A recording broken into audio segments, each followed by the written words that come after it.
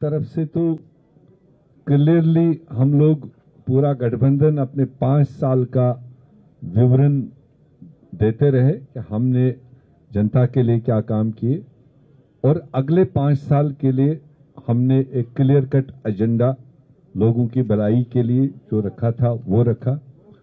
और इन्हीं दो चीजों के दरमियान पूरे गठबंधन ने जनता के साथ वाबस्तगी की। और दूसरी तरफ से आप विटनेस है, उनकी भी जो जिम्मेदारी बनती थी कि उन्होंने क्या झारखंड के लिए क्या क्या करने जा रहे हैं, ऐसा कोई चर्चा किया नहीं। बट दोनों के लिए जज झारखंड की जनता रही।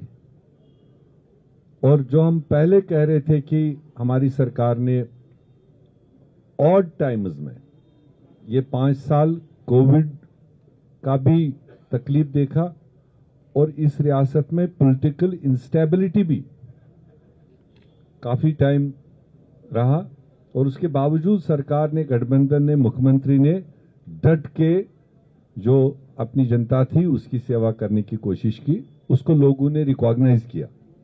और स्पेशली जो 50% आबादी, शायद हमारी सरकार ने पहली बार महिलाओं को एक रिकॉग्निशन दी, एक सम्मान दिया, एक रेस्पेक्ट दिया।